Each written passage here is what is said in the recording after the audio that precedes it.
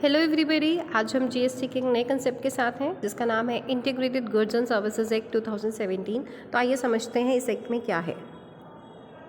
भारत की बात करें तो भारत के अंदर ड्यूअल जीएसटी मॉडल अपनाया गया है, जहां पर सेंट्रल और स्टेट दोनों के पास अधिकार होता है जीएसटी को लेवी करने का on every supply of goods और सर्विसेज और बोथ, चाहे वो स्टेट के अंदर हो चाहे स्टेट के बाहर हो। अब इनको समझने के लिए कि किस स्टेट के पास कौन सा अधिकार है टैक्स को कलेक्ट करने का टैक्स कलेक्ट करने के लिए हमें दो तरह की ट्रांजेक्शन्स समझनी पड़ेंगी। पहला है intra state supplies. Intra state supplies का मतलब होता है जहाँ पर एक ही स्टेट के अंदर ट्रांजेक्शन्स हुई हैं। समझने के लिए सपोज़ हरियाणा के जगाधरी से अम्बाला माल गया है, तो यहाँ पे दोनों जो सिटीज़ हैं वो कहाँ है, हरियाणा के अंदर ही है, तो एक ही स्टेट इन्वॉल्व है। तो यहाँ पे कौन सा टैक्स लगेगा, यहाँ पे लगेगा CGST एंड SGST। लेकिन जब इंटर स्टेट सप्लाईज होती है, इंटर स्टेट सप्लाईज का मतलब होता है जहाँ पर एक से अधिक स्टेट इन्वॉल्व होती है। जैसे कि पंजाब से हरियाणा माल जा रहा है, अगर पंजाब से हरियाणा माल जा रहा है तो दो स्टेट्स इन्वॉल्व है, तो यहाँ पे सेंटर शैल इम्पोज IGST। तो जो IGST लगाने का अधिकार है वो सेंट्रल गवर्नमेंट के पास है। और article 286 of the constitution of India के अंदर स्पष्ट लिखा हुआ है कि किसी भी स्टेट के पास सेल्स टैक्स लगाने का अधिकार नहीं होगा on the purchase of goods that take place outside the state, यानी स्टेट के बाहर अगर कोई ट्रांजेक्शन होगी तो स्टेट टैक्स नहीं लगा सकती। तो वहाँ पे only parliament can levy tax. और इनको रूल्स को रेगुलेशंस को समझने के लिए कुछ प्रोविजंस बनाए गए और उन प्रोविजंस को एक एक्ट के अंदर डाला गया। वो एक्ट का नाम है integrated goods and services tax act 2017। तो ये उन प्रोविजंस की बात करता है जो टैक्स को लेवी करते हैं, कलेक्ट करते हैं inter state supply of goods और सर्विसेज और both by the central government. तो आइए समझते हैं। इनको समझने के लिए पहले हमें कुछ डेफिनेशंस को समझना पड़ेगा। तो पहली जो डेफिनेशन है वो है central goods and services tax act section 2 sub section 1।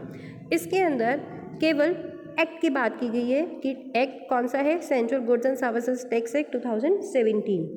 दूसरा है central tax section 2 sub section 2। इसका मतलब क्या है, जो टैक्स सेंट्रल गवर्नमेंट ने लगाया है उसको बोलते हैं सेंट्रल टैक्स। तीसरा है continuous journey section 2 sub section 3। Continuous journey समझने के लिए पहले हमें समझना पड़ेगा कि कॉन्टिन्यूस जर्नी का कंसेप्ट है क्या।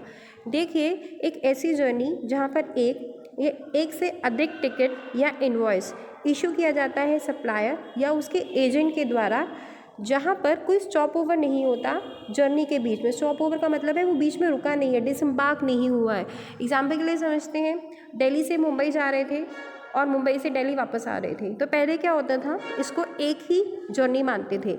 लेकिन अब इसको एक दिल्ली से मुंबई को एक जर्नी मानेंगे और मुंबई से दिल्ली को जब वो रिटर्न कर रहे हैं तो अलग जर्नी मानेंगे। तो कॉन्टिन्यूस जर्नी वो होगी जहाँ पर कोई स्टॉप ओवर नहीं होगा, जहाँ पर वो कोई उतरेगा नहीं, कोई रुकेगा नहीं किसी और पर्पस के लिए, किसी और ट्रांजेक्शन के लिए।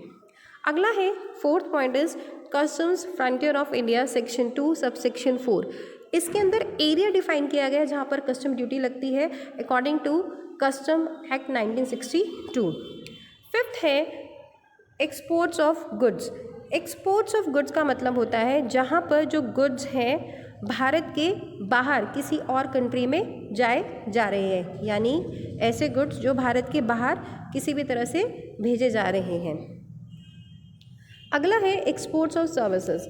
एक्सपोर्ट ऑफ सर्विसेज का मतलब होता है जहाँ पे सप्लाई ऑफ सर्विस है, जब जो सप्लायर ऑफ सर्विस है वो भारत के अंदर है, यानी जो सर्विस दे रहा है वो भारत के अंदर है, लेकिन जो रिसीव कर रहा है सर्विसेज को वो भारत के बाहर है, और जो place of supply of service है वो भी भारत के बाहर है। I repeat, export of service क्या सर्विस होती है जहाँ पर जो सप्लायर है वो भारत के अंदर है लेकिन रिसिपिएंट भारत के बाहर है, और place of supply of service भी भारत के बाहर है, और जो पेमेंट हो रही है वो कन्वर्टिबल फॉरेन एक्सचेंज के अंदर हो रही है, उसको बोलेंगे एक्सपोर्ट ऑफ सर्विसेज।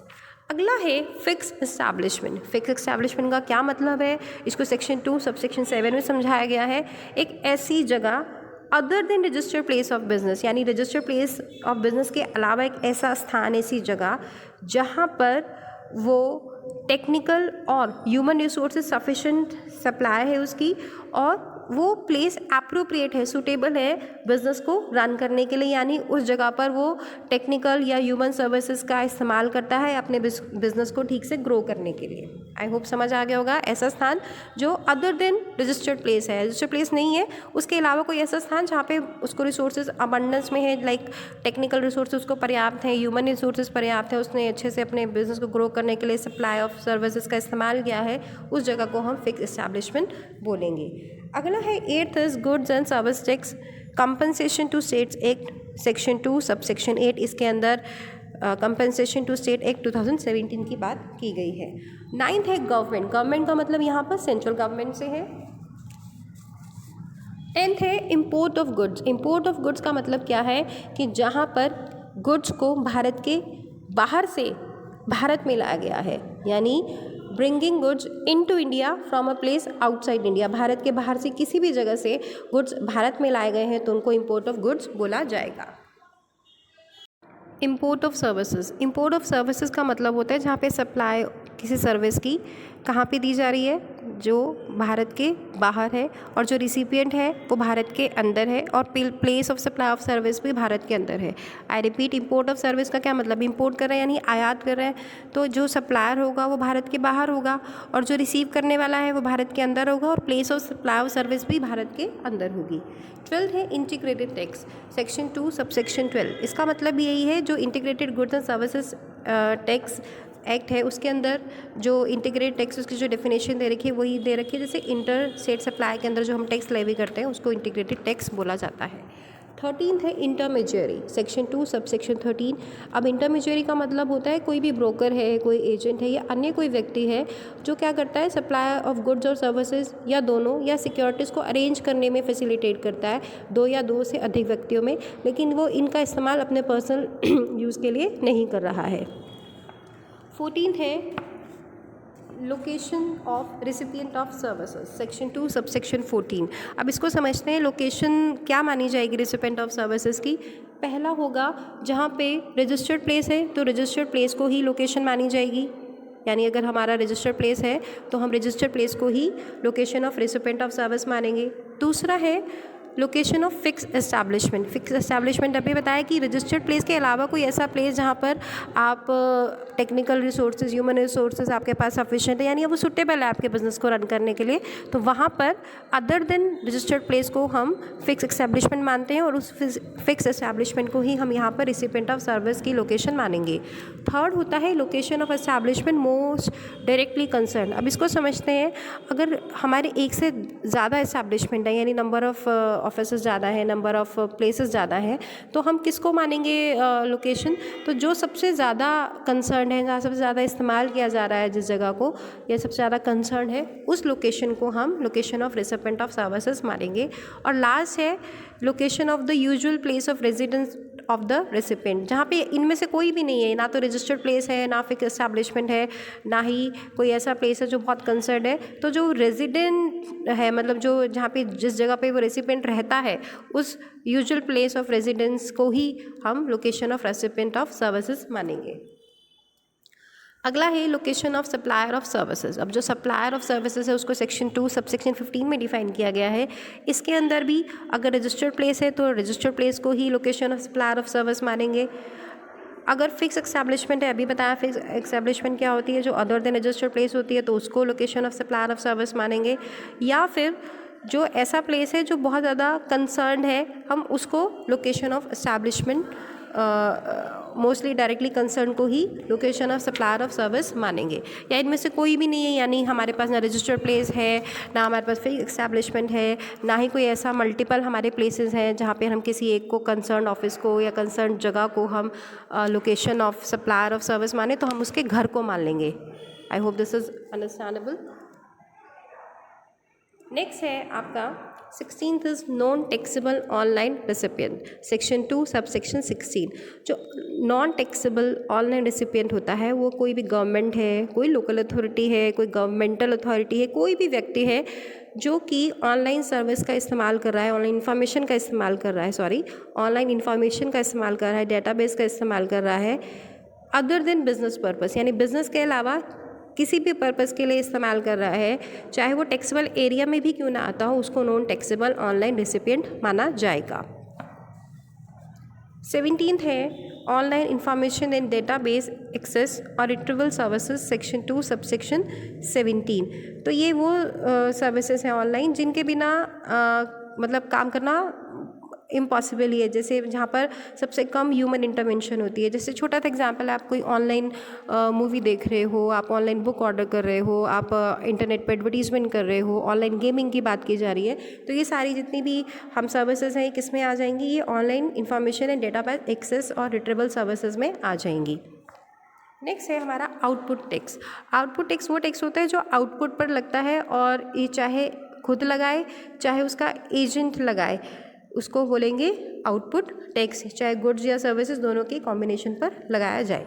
नेक्स्ट है 19th स्पेशल इकोनॉमिक जोन। इसको सेक्शन 2 सबसेक्शन 19 में एक्सप्लेन किया गया है, और ये सेक्शन 2 सबसेक्शन 19 के अंदर जो स्पेशल इकोनॉमिक जोन एक्ट 2005 के अंदर जो डेफिनेशन दी गई है वही स्पेशल इकोनॉमिक जोन की मानी जाएगी।